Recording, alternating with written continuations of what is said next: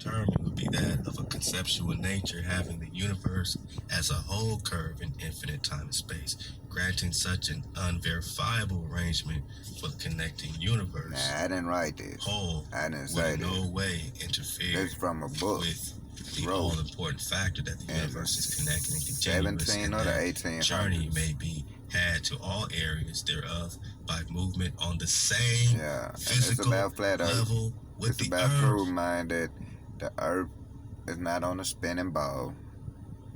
The universe is connected and continuous. There's no end to it. But they want you In to believe Genesis, it is. was this all popping off?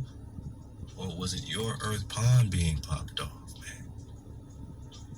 Was it your geothermic hole in the ice, which they call Antarctica, which surrounds us?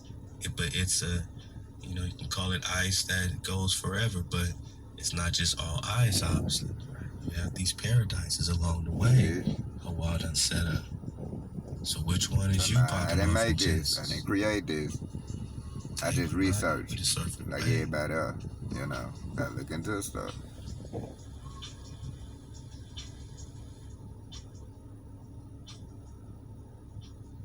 The universe is connected and continuous, and that journey may be had to all areas thereof by movement on the same physical level with the earth. You don't got to go up or down. You can stay at the same physical level to get to all areas of the universe. You can stay on the same physical level to get to all areas Now look of at the that sky one more universe. time. All connected. So the flights that's of the crazy, rockets that man. they Look take at up, those skies. notice Tell they me that never ain't go crazy. straight up. They end up going horizontal at some point, like airplanes. They just tailor, once it gets high enough. Watch one of them rocket launches from an airplane. I'm Go in the on beam or YouTube, see two. rocket launch from an airplane. All the way And that tell me way. that thing goes straight up, or does it end up going just straight, horizontal, on the I ain't same make this up. physical I ain't write level? this.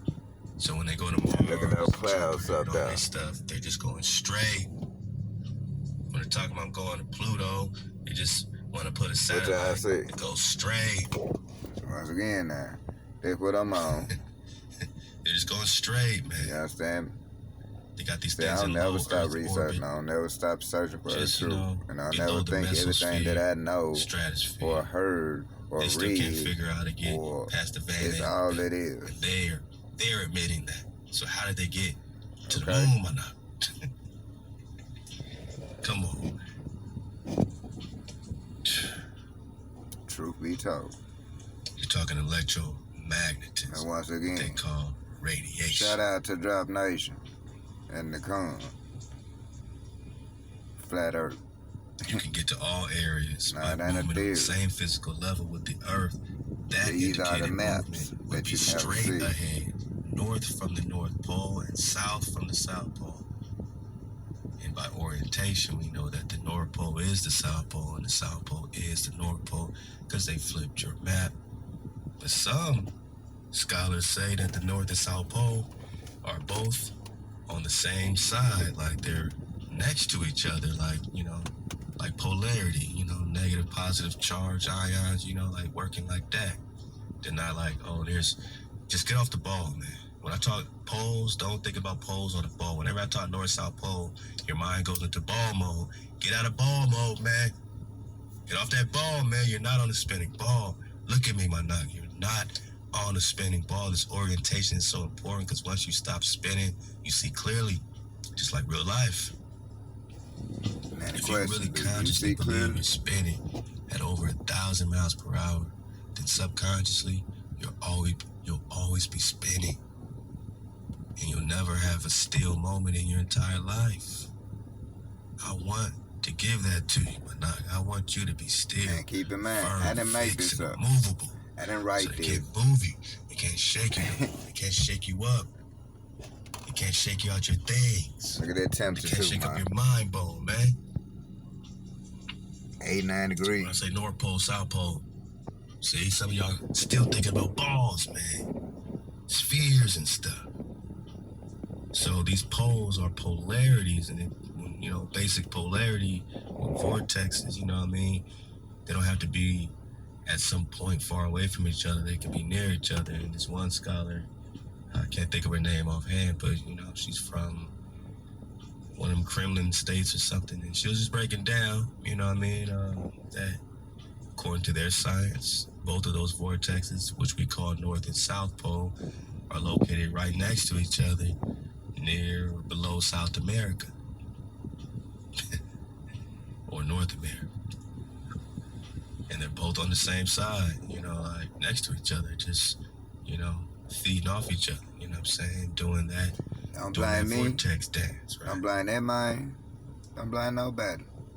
And then she said there's a central pole in which they are referring to when they say North Pole. They're really talking about the central pole. Don't believe nobody. Now, where's that? Because we all know that saying. And all this is hijacked. None of what you hear and part of what you see. Because you ain't know what if you see ain't necessarily what it is. These are vortexes. So think vortex when we talk about North and South Pole. Photographs taken whenever and wherever in Peru, in Asia Minor, or in our own Rocky Mountains, in no way prove the so-called curvature of the and the South Pole. Peru taking pictures.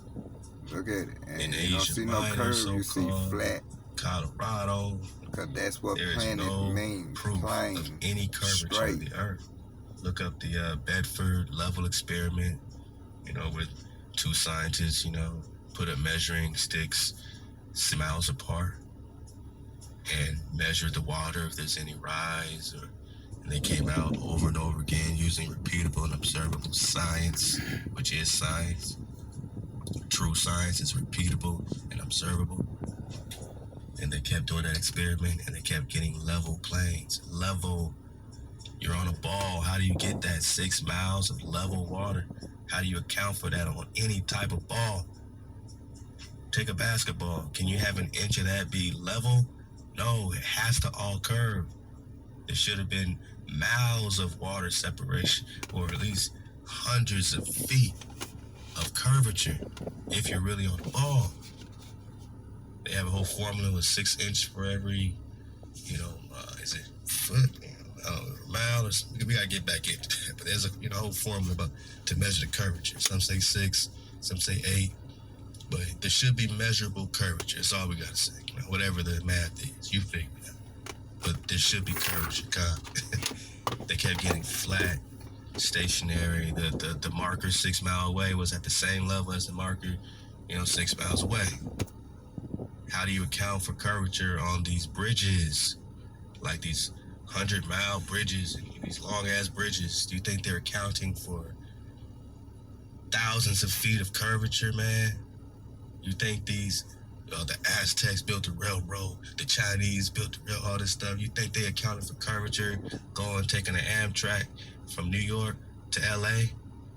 You know how many miles of curvature they would have to be? You think they factor that in to their engineering on these bridges? Do they even think about curvature? Ask them, man. They'll say, hell no, we don't. And that's impossible on a ball. Man, you got to do your own recon, man. I'm out of here, man. For the dismount. They prove only that the utilized lenses could not avoid developing curves that have been mistakenly interpreted as applicable to the Earth's contour.